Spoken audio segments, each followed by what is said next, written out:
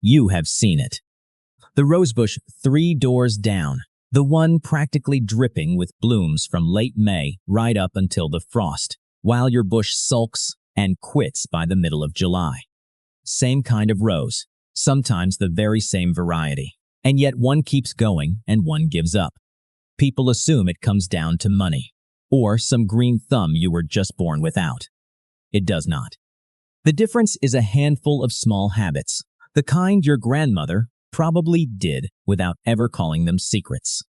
Get them right, and roses bloom all summer long, even if you have always thought they were too fussy for you. So that is what we are going to do today. 7 secrets for roses that bloom from May right through to the first hard frost. Laid out plain, no garden center upsell, no Latin you need a dictionary for. And there is one secret in the middle of this list, secret number 4, that almost everybody skips. It is the quiet one. It is the habit that decides whether your bush is still throwing flowers in late August or whether it has thrown in the towel. We will get to it.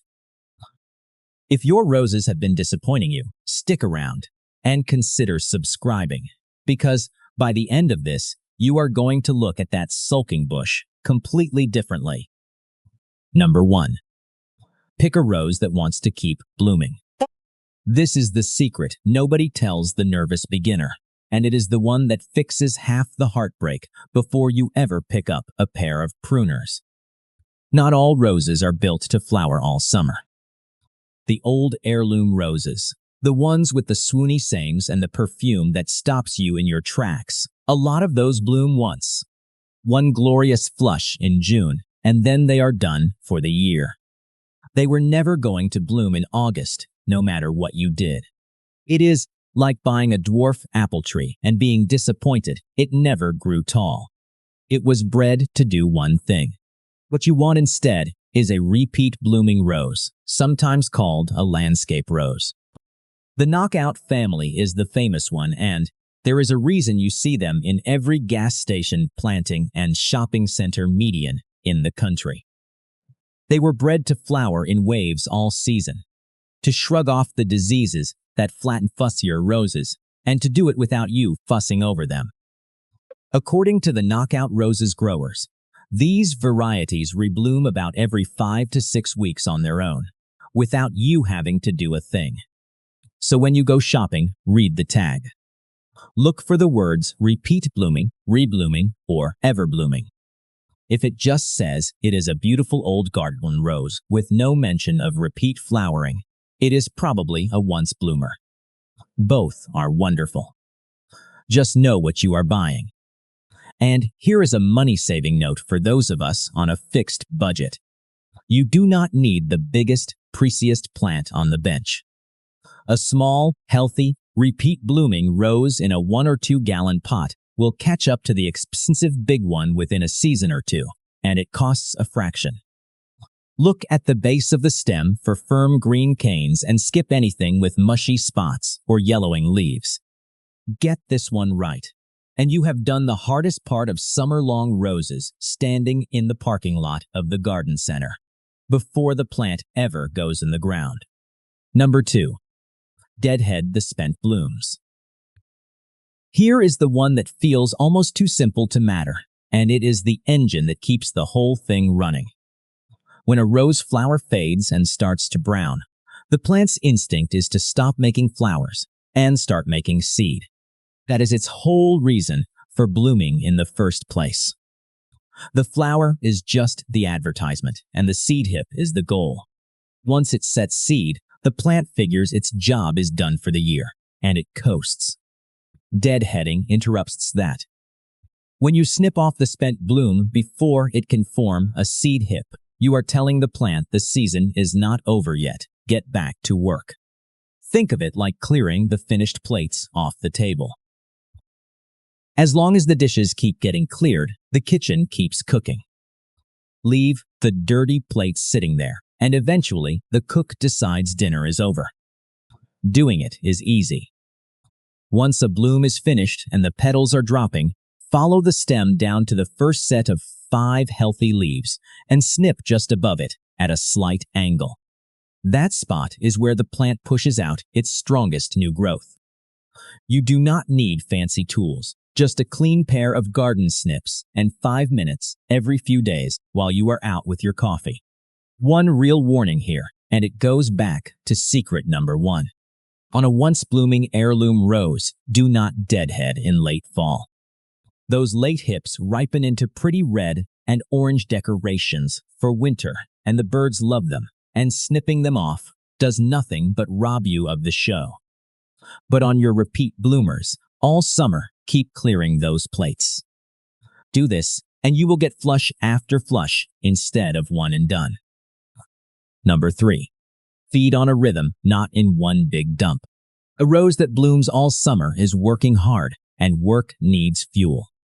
But the way most folks feed roses actually backfires. They feel guilty in spring, dump a big scoop of fertilizer at the base all at once, and figure they have checked the box for the year. The trouble is a rose cannot bank all that food. It uses what it needs, and the rest washes away in the next heavy rain, taking your money down the storm drain with it. Worse, that big salty dose can scorch the roots. Roses do far better with light, regular feeding. It is the difference between trying to live off one enormous Thanksgiving dinner for the whole month versus eating a normal plate every day. Steady, smaller meals keep the plant in that nice even rhythm of root, leaf, bud, bloom, repeat. The folks at Kellogg Garden recommend feeding repeat blooming roses through the growing season rather than in a single spring application, to keep those reblooming waves coming. In practice, here is the rhythm. Start feeding in spring once you see new growth, and then feed lightly again every 4 to 6 weeks through summer. A balanced granular rose food worked gently into the soil and watered in is plenty. One important caveat. Stop feeding about 6 to 8 weeks before your average first frost.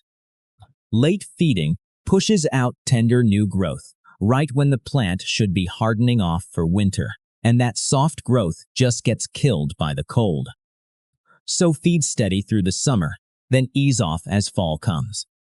A rose fed on a rhythm has the energy to keep blooming when the lazy-fed bush has run out of gas. Number 4. Water deep at the base, never on the leaves. Now this is the one I promised you, the quiet secret almost everybody skips, and getting it wrong is the single most common reason a healthy spring rose turns into a sad, spotty, half-bald bush by August. It is not about how much you water. It is about where the water lands.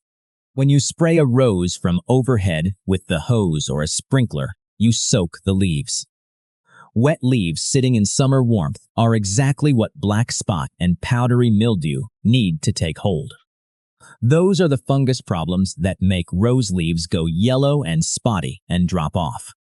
And a rose with no leaves cannot make flowers, simple as that. The leaves are the kitchen, and if you flood the kitchen with damp, the cooking stops. So you can do everything else on this list right, and still lose your summer bloom to a watering habit you never thought twice about. The fix costs nothing. Water at the base of the plant, right onto the soil, and keep the leaves dry.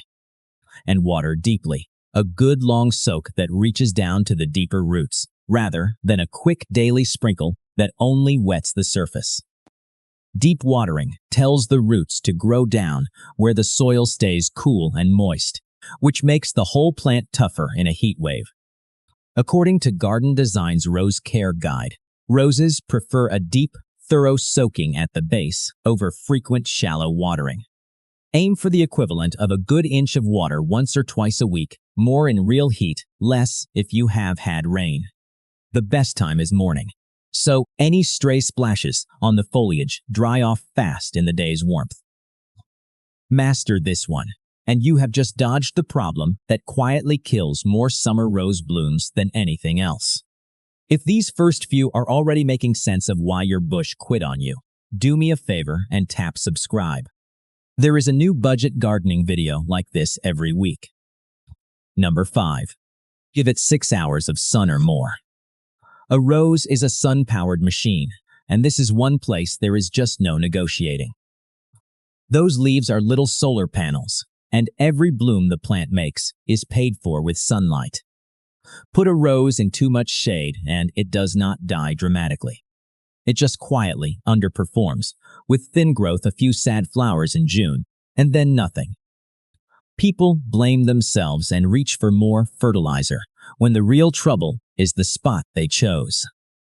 Roses want a minimum of 6 hours of direct sun a day, and most repeat bloomers are happiest with even more. Morning sun is the gold standard, because it dries the dew off the leaves early and keeps that fungus we just talked about at bay. Think of sunlight as the grocery budget for the whole household. Give the plant a generous budget, and it can afford to keep making flowers. Put it on a starvation budget in the shade, and it has to cut back, and flowers are the first luxury to go. So before you plant, watch the spot for a day. Notice when the sun hits it and when the shade rolls in. If a tree has grown up over the years, and your once sunny rose bed now gets dappled light by noon, that may be the whole answer to why it stopped blooming. Sometimes the kindest thing you can do is dig the rose up in its dormant season and move it to a brighter spot. Roses are more forgiving of a move than people fear. Get the sun right, and half the other problems on this list never even show up. Number 6. Mulch to hold moisture and steady the roots. Roses hate two things more than almost anything. They hate drying out completely, and they hate roots that bake hot one afternoon and chill the next. A summer of that stress and the plant stops blooming just to survive. Mulch solves both in one cheap, simple step, which is why I never plant a rose without it. A 2 to 3 inch layer of mulch over the soil around the base works like the insulation in your attic. In summer, it keeps the soil underneath cooler and slows down how fast the moisture evaporates, so your deep watering from secret number 4 lasts longer and works harder. It also smothers the weeds that would otherwise steal water and food from your rose. Use a natural mulch like shredded bark, wood chips, or chopped leaves, and as it breaks down over the season, it quietly feeds the soil too. You get steadier moisture, steadier root temperature, and fewer weeds, all from one bag. When you spread it, leave a small gap of 1 inch or 2 right around the main stem. Piling mulch up against the bark traps moisture against it and can invite rot, the same way you would not pack wet leaves up against the wood siding of your house.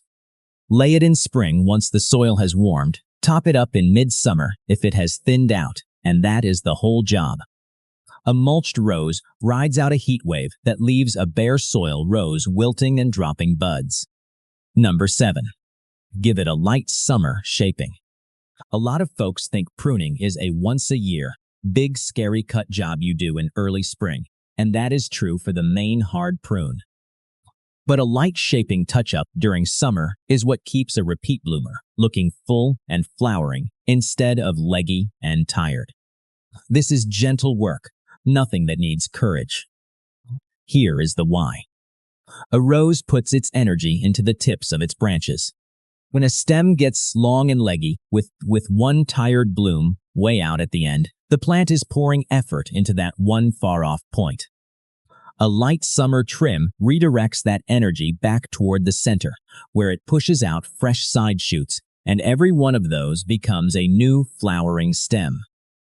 It is the same idea as pinching back a basil plant on the windowsill so it grows bushy instead of tall and stringy. A little trimming tells the plant to fill out.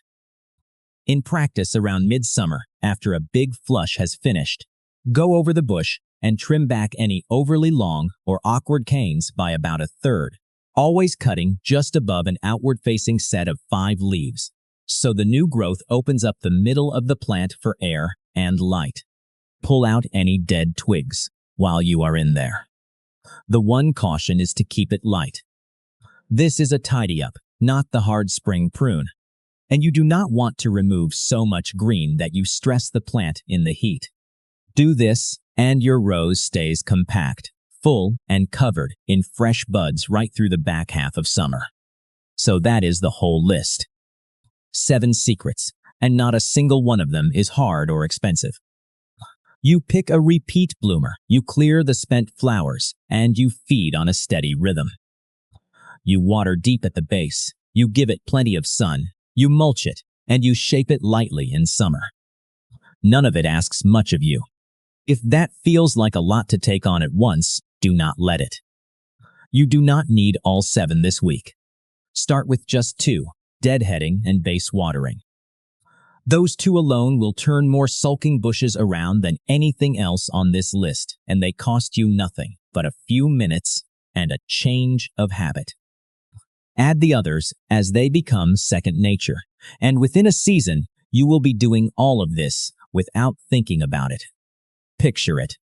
Next August, when the heat has flattened half the gardens on your street, you walk out in the morning with your coffee, and there is your fence, dripping with roses, blooms stacked on bloom, looking like it belongs in a magazine. The neighbor stops to ask your secret, and you will know it was never a secret at all. Just a few small habits done steady. Roses are far more forgiving than their reputation. Once these become second nature, they will reward you for years.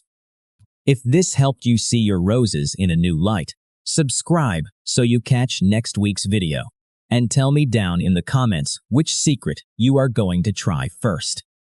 I read everyone.